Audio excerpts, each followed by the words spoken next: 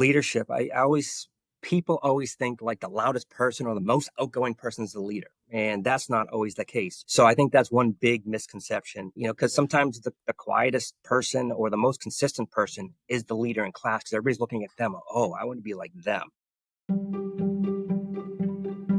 Welcome back, everyone, to the Growth Blueprint. I am Tabitha Maytalib, and I'm so excited to have you here. I'm here, of course, with my co-host, Master Christopher Rappel, and our guest for today is Kirk George. Welcome, welcome. Oh, thank you so much for having me, both of you. I was just saying we have a lot of martial arts energy on the line here. So if we break into some sparring, I'm just going to run for the hills. But we are so excited to have you here. Let me tell you a little bit about Mr. George. Kirk George is a martial artist, instructor, and community leader dedicated to fostering growth in leadership, character, and confidence. After a successful 30-year career in the tech industry, where he played key roles in building and scaling multiple startup ventures, Kirk transitioned full-time into the martial arts world, got sucked right in.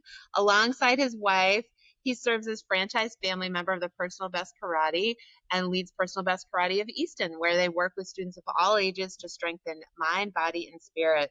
Kirk's an active member of the Eastern Chamber of Commerce Board, where he supports local business development and community engagement efforts. He's currently pursuing certifications with the National Academy of Sports Medicine to become a certified personal trainer, nutritionist, and flexibility and strength coach, reflecting his commitment to lifelong learning and his passion for helping others achieve total well-being. In addition, he leads a local run club that brings together students, families, and friends in pursuit of health, fitness, and connection. Whether in the dojo or in the community, Kirk's committed to leading by example and creating environments where individuals feel supported, challenged, and empowered to reach their personal best. Well, we are super excited to have you here and hear your thoughts on all the things we love to talk about. So welcome. Thank you so much for having me. I really look forward to our conversation today. Well, I get to have the first question, my friend, and it's going to be funny because we see each other a lot each week. So some of the questions I already know the answers to, but boy, I'm going to try to challenge you. So question number one, your journey from tech to the mat. I think it's really inspiring. What motivated your transition into full-time martial arts instruction? And how has your leadership background shaped the way you run Personal Best today? Absolutely. The transition was not, it was easy, but not easy. What do I mean by that? So being in the tech industry, we started at, a Personal Best Karate back in 2010. My oldest, who was 6 at the time, we wanted to get him into a program. And then my 3-year-old started the same day. 2 weeks later, me and my wife started martial arts there. And just seeing what the program did was amazing. I always wanted to start my own venture and be an entrepreneur rather than trying to work in the corporate world and live by other people's rules and stuff like that. But the biggest thing was this program, what it did for my kids. I wanted to give that back to the community. Mm-hmm. That was the biggest thing. And I don't know if you remember, back in 2014, you had the Personal Best Academy, where you're trying to train, whether you want to become an instructor or a program director, or maybe own your own franchise someday. We took that because we knew we wanted to own our own someday.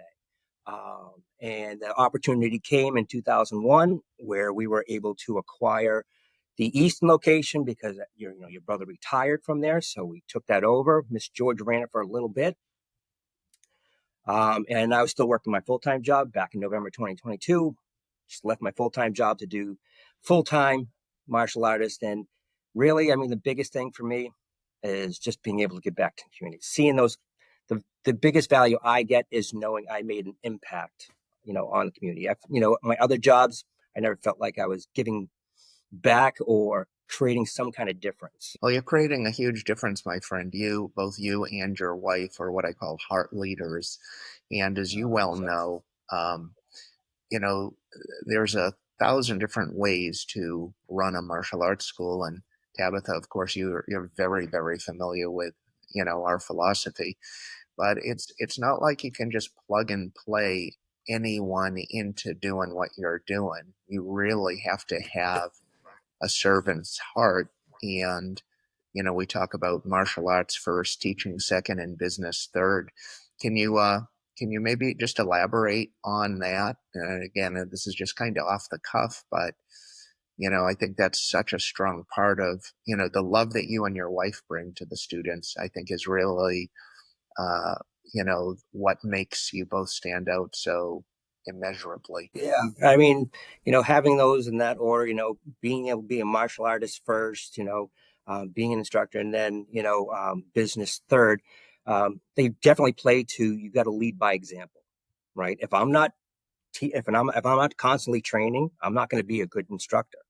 And if I'm not a good instructor, I'm not going to be able to build the confidence or instill the character into those children that we're teaching or adults that we're teaching from there. And uh, business is always going to be the last thing because people aren't numbers. It's not about the numbers. It's more about what you're producing and what you're creating and delivering. I think is the biggest piece. And like you said, me and my wife, we Sure. do it from the heart because I think compassion and empathy are big things that you have to have in instructing. One of the biggest things I think is, when you're developing a leader, if you can't relate to that person, if you can't understand where they're coming from, I don't think without compassion or empathy, you're not going to be able to build that character within them. You're not going to be able to create that connection. I love that. I have to wonder what would be different in our world if all businesses had that triad and had business last. Like, what would be different in our country and our world with humans if that was the case for every business out there? And I know that's not easy to do. It sounds nice, but I know it can be challenging because you got to keep the lights on and all of that. But I can't help but wonder. I know I've told our listeners a little bit about how Chris and I met, and of course, my eldest went through PBK Easton with the amazing masters Dana and Eileen. Give them a shout out, and you and your wife are carrying on that legacy. And I think what captured my heart was not the martial arts, although you do incredible job training. My eldest went all the way to third degree and did some incredible training. But what I was, of course, attracted to was everything else, the leadership and the character development and just the humans inside that space.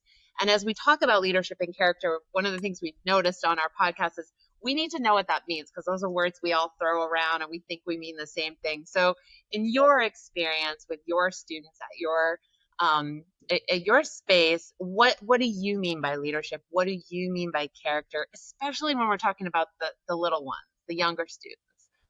Absolutely. I mean, we have principles of black belts here at the school: modesty, courtesy, integrity, perseverance, self-control, and dominant spirit. And that's what we live by in those. And generally, when I'm explaining that to the kids, you actually have to relate to it into their words and stuff like that when you're teaching them those principles.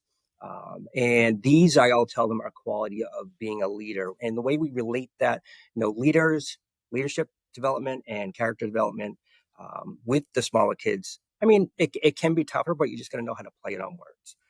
As far as leadership, it's, being able to have them snap to attention. Now they're the leader of the class. Everybody's looking up to them. How you're standing to attention, how you're listening, how you're following instructions. That's what they're really looking at. Some of the times when we see, other kids that are running around and not paying attention where we have to get more of their attention, the kids kind of look back in I don't want to say, like but more just maybe like, well, what is he doing? Why is he doing that? Right? Because they feel like it's out of place. Um, and when we're teaching leadership to them, we always talk about, it's leading by example. So when we're teaching up at the front of the class, we have to do exactly what we're telling them to do. Because if we don't demonstrate it that way, then, it's not going to come across correctly. So, my definition of leadership, again, is always it's what you do. It's not your title or rank from there. And then building a character, I mean, all those principles is what's going to build that character in those kids. When we start out with the little kids, what we call our rangers, those are 4 to 6 year olds. The main thing there is, getting that discipline in them, getting that focus in them. And that's really where the character starts to build. Because once they can listen and gain that focus, then they're going to pick up on the other things as they move up in the ranks. Love that. I can't help but thinking I've worked with young people almost my whole career, and I really do, on paper and in my heart, I believe every single child has leadership. Every single child can be there, but I believe that in my heart. And then there are those days when I'm like, oh my God, this child, what, so what do you do with, and it's not just children, but like your students who are like, they're not quite there. They're not quite getting Yeah. it. How do you stay inspired to develop that? How do you hook them in? What do you do with those? Those are my favorite. We do have students here that have challenges and they're working through them. And some of them are that attention deficit disorder or other things. And it's really, you got to build that connection with them. If you don't build that connection, that's where that empathy and compassion, understanding who they are, what level they are, is a big key for me. And we have one student that we're really hard working on right at the moment, but I sit down next to him. I make sure that I'm on the mat with him and I play really to his level where he's at. I know the things that he likes because I talk about, oh, do you like Roblox or whatever it may be? And that's where I really connect on those levels, because if you can connect with that student, that's where you're really going to build that rapport. And that's where they're going to really start to listen. Yeah. Yeah, I think you're really great at meeting children or adults, where they're at. And I think when you take that approach, you really have the opportunity to unlock some things. So you're definitely clearing away. You're building more than martial artists. You're cultivating confident, kind, and disciplined people. And I'm sure you have a lot of them, but can I pin you down to share a moment when you saw a student grow significantly in character or leadership through what you do? Absolutely. I mean, there's a lot of cases that I can uh, really bring up, and even with my own kids. But I'm not going to talk about my boys. Um, but one that really sticks to mind that she was a ranger here and she made it all the way up to a red belt and she just didn't have that interest. Mom was having a hard time getting her here, but when she got here, she had fun. When she wasn't here, she wasn't having that fun. Um, and we sat down, Mrs. George had a conversation with her, and then I had a conversation with her. The hardest part was getting her to, do that initial run and get some exercise in and stuff like that. And from that, basically, I really connected with her on what she likes to do. And we just started talking. And then I invited her down to the run club. And, we were just she was actually one of the ones that was just showing up by herself. There was no one else there. Her mom dropped her off, but there was no other students or parents running with me. It was just me and her. So I was really able to connect with her and find out what she liked. And just like as we were running, we were talking about certain things she liked, but what she didn't notice was I was kind of picking up the pace a little bit faster. Right. And then I got her to run. And then I could understand where she could make it without pushing her too hard, but she was growing from that. And, she beat her time. I think it was just by a minute it was when she finally passed. And when she became a black belt, from that black belt, she started swatting. Now she's one of our head SWAT instructors. She's really, really good at it. She's a second degree now, and she always talks about how she wants to be an instructor here at Personal Best Karate. But I see her embody all those principles. That's just one case. There was another case where there was a girl that had a lot of self-negative talk. I can't do this. I'm an idiot. She would always say those things about her. So I had to kind of remove that negative talk from her and tell her, never. I always say in my dojo, that word can't is a swear word. It's a bad word. You can't say that here in the school, because you can do whatever you put your mind to. That's what I always tell my kids or even my adult students. Every student I have, you can do whatever you put your mind to. It's just right now you're not ready. You just need a little bit more practice to get to that point. And then you'll be able to do it. But I got her, again, connecting on her level. She didn't like running around a track. We were about, 6 laps into it. And so she started crying. I grabbed her hand. We ran down Main Street through Easton, got all the way down. And again, running a little bit more than she expected. And then when we reached the 3.2 miles, I stopped and I said, "You beat your time by 3 seconds." And She got her black belt, and then right after her black belt, her parents came in and she said, you don't know how much this means to her. I mean, this was a couple months after. She has so much confidence now. She enrolled into the drama club. She is actually singing on stage. She would never done that before. She was so shy, reserved person. But so, yeah, there's a lot of things where I've seen students really grow, not just even inside the dojo, but outside. Yeah. First of all, Tabitha, do you remember the run? My God, yeah. Yeah. I mean, I started running with my youngest, with my oldest when they were training for black belt because I thought I'm like, this is child abuse to make my 10-year-old run 3 miles. And yeah, and I remember, oh my gosh, I used to love those moments when they just push past what they're capable of. It's so magical. Yeah.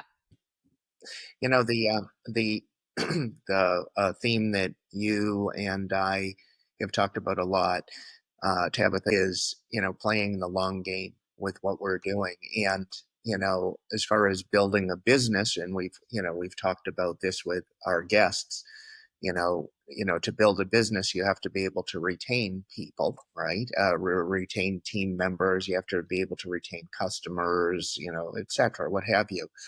But if you hear the approach that Mr. George has taken, which I admire so much, is he's putting relationship before retention. He's not saying, geez, oh, what's the gimmick I need to put in place? What's the shiny bell and whistle I need to have to, trick them into staying longer? He's starting with building a relationship, and that's not an easy thing to do.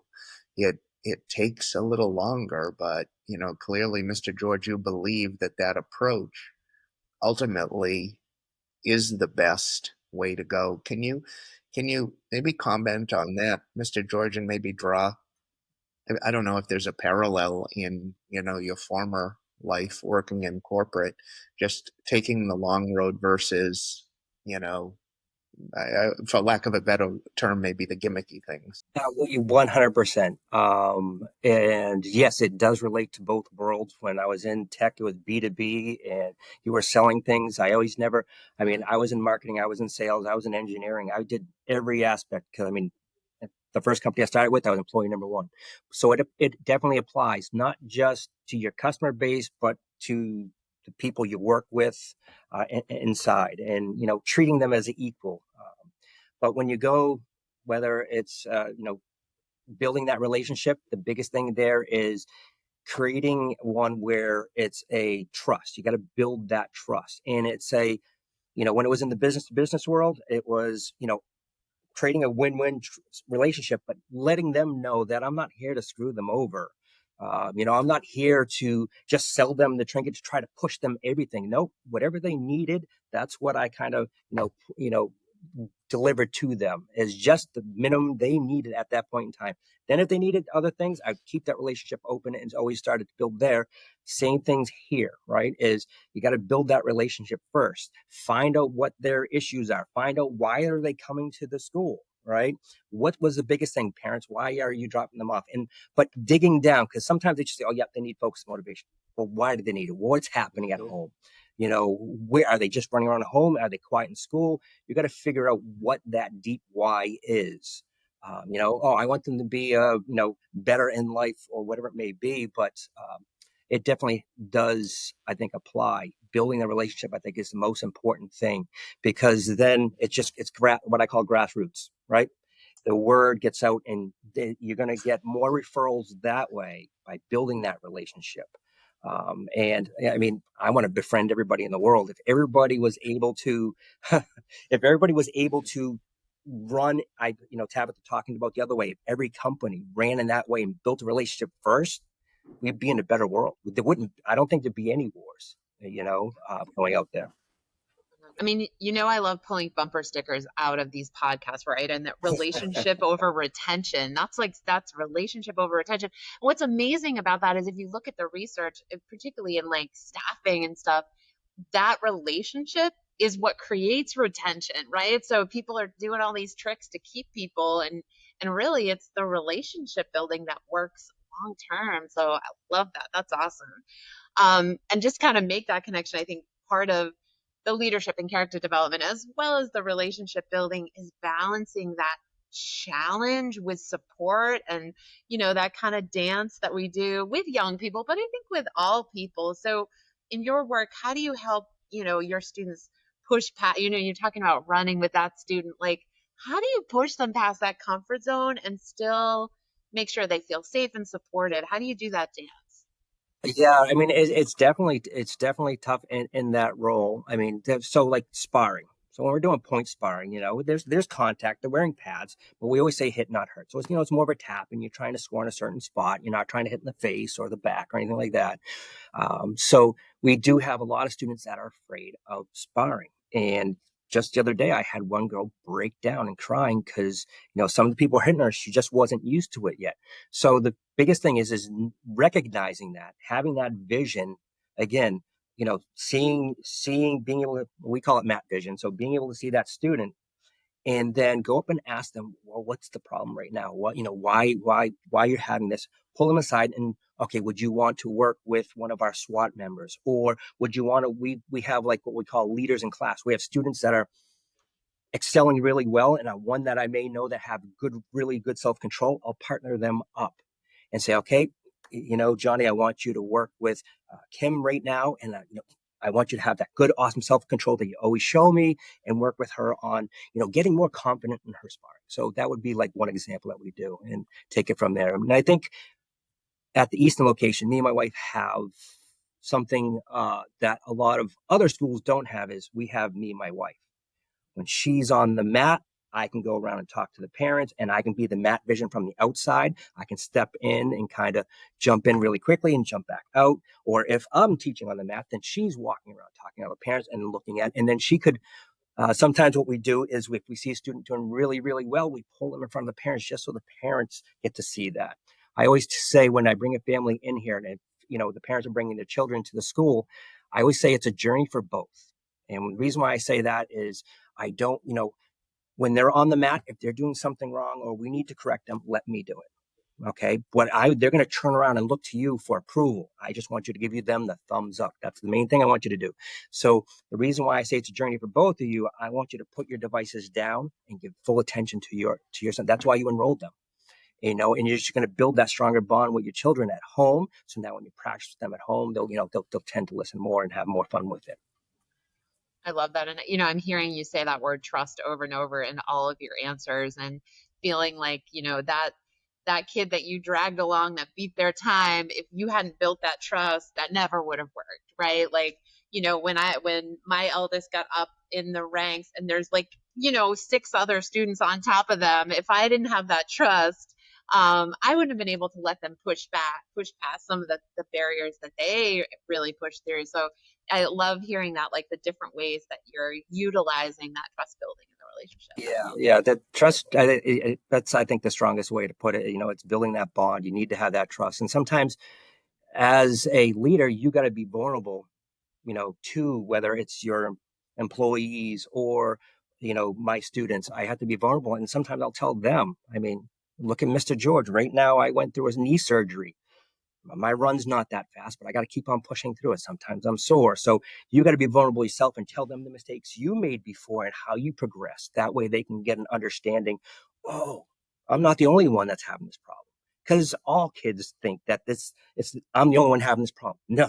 Everybody is going through the same thing. A lot of I people love are. that. Yeah, for sure. Yeah, and as both of you have pointed out, it's not just children, right? It's we all have those fears, doubts, worries about whether we'll be able to push through a comfort zone. But again, I applaud knowing this guest personally. I applaud the care, the love that he and his wife and his family put into the school, because it like Tabitha, we talk about the container, right? It builds the container of trust, and when you have that, it's amazing what unlocks. I really believe human potential unlocks when you take that kind of an approach. Mr. George, in your experience, what common misconceptions do parents or educators have about leadership development in young people? And how does martial arts, and specifically the approach we take at personal best, shift that perspective? So as far as leadership, people always think like the loudest person or the most outgoing person is the leader. And that's not always the case. Usually the most loudest person in the class has issues and they just want the attention, right? So I think that's one big misconception. Because sometimes the quietest person or the most consistent person is the leader in class because everybody's looking at them. Oh, I want to be like them. So that's one big misconception. And y- Another one is, around character is that it's fixed. You're born with it. No, it's developed. It's done through hard work. It's built through hard moments, coming across those challenges. That's what I always like to say with parents. I said, when we do our ranger testing, every ranger gets their belt. We kind of walk them through the moves because we're not asking them to memorize things.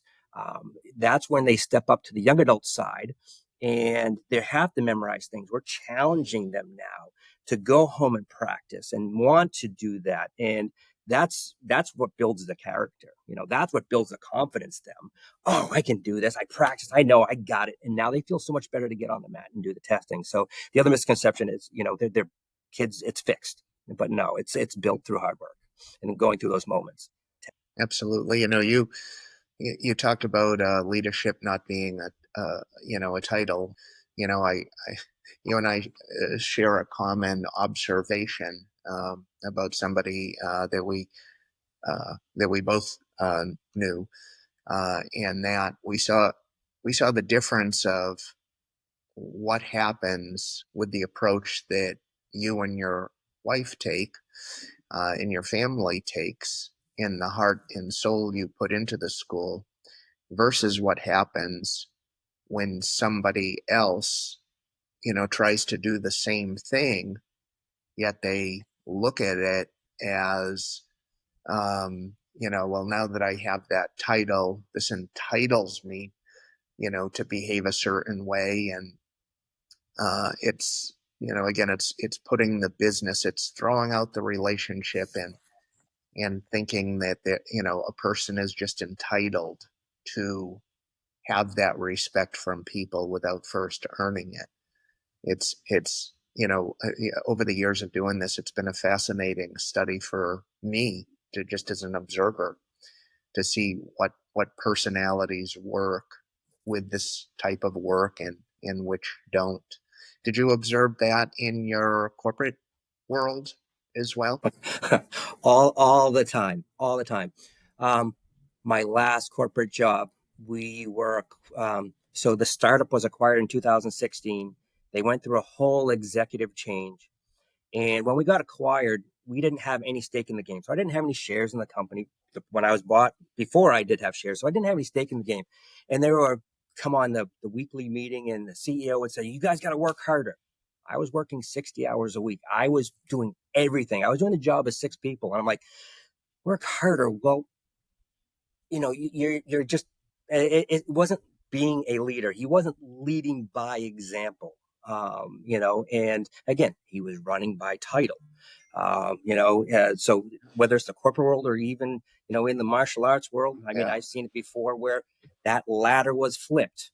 Right, it was business first, right, and then it was your rank next and training last, and that did not work. Yeah, it's really interesting. We all know those people that, were uh, you know, they never did a tournament, but they uh competed in the streets where there's no weight divisions, right? Yeah, it's kind of interesting. Miss Tabitha, have in your work, because Yeah. your work, you're actually facilitating these things out in the corporate world.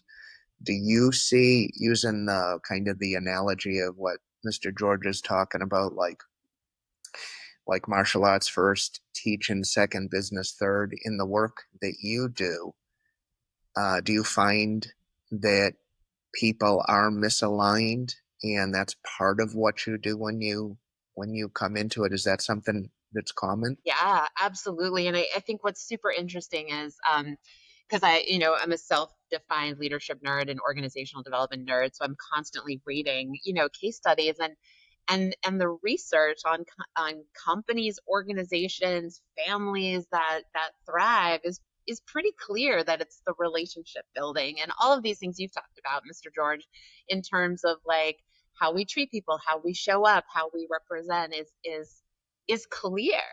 But we get in that zone and we just kind of take on those qualities that we didn't like when we were being led by someone else, but somehow we get the title and we're like, oh, I got to do it this way. I always joke about I train facilitators a lot. And you add the first thing you ask them is like, what's a great facilitator? Like think of a time when you did a workshop or a class and they'll list all of these qualities. I'm like, awesome, hold on to that. And then they start doing the thing and they start going back to the things that weren't effective. And so I think we just like have this block of what it is and we just slip into it. It's easy. And I think you said in the very first thing you said was it's easy, but it's not easy. And I think we've said that in here too. It's simple. It's just not easy. Like relationship building takes a lot of work, but truly leading an authentic way, I think we've all seen the power of it. So for sure, I don't think it's any different in the corporate world. I mean, like you said, than it is on the martial arts floor. Yeah. Same mistakes, same opportunities. Yep. Yeah.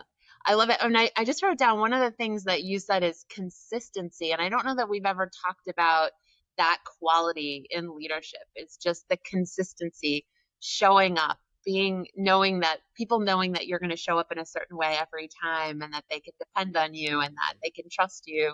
That I don't think that's something we've really ever talked about in terms of equality. And I love that you touched on that. That felt important to think about. Yeah, definitely. Consistency, I think, is really important. And I learned this, I mean, more recently now, being under you, Master Apple, working together is consistency. I mean, I see it through him as well in what it brings. It's, not, we don't have a good day every day. There's not a perfect world. No one's perfect. And you're not going to wake up and say, yep, I'm ready to do this happy every day. Right? We all have our challenges. We all sometimes, I woke up tired this morning. I'm like, um, only because I was really nervous and I was up late night last night. But, and so I woke up, but you know what? I pushed through it. I got here, got a little bit of coffee. I actually did a little run,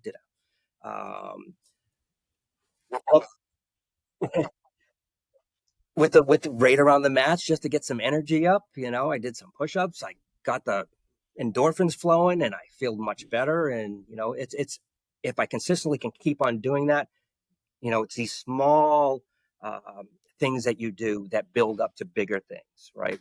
Success is not instantaneous. Everybody's always looking for that, oh, I want to get rich fast. All those were a bunch of schemes, right? It does take time to get there. This is why I love hanging out with martial artists. Never in my life have I woke up tired and said, I'm going to do a run and then a few push-ups. That's like never happened to me. It probably should, but it never has. Yeah. Awesome. Well, I know we're coming close to the end of our time, but I want to just kind of leave with one last question for you. You've built a strong community through PBK and through your local partnerships. I know Personal Best is so involved in the community in every place that they are. So when you think about your legacy or your long-term impact that you want to leave through your work in Easton or even beyond, like what is that for you? What's that legacy? That legacy is I want to help everybody be their best self. I just want to be able to give my energy to the world if I can, give my heart to the world, and I just want it to be a better place. I want people to be more confident. I want people to be more kind. I want them to be stronger.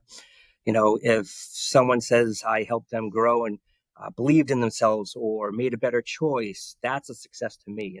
I love those little wins where I see those people coming back to me and say, thank you, Mr. George, what you've done, or give me a big hug and saying I love you. I know I've made that little difference there. I want to be remembered by leading by example and always trying to do the right thing.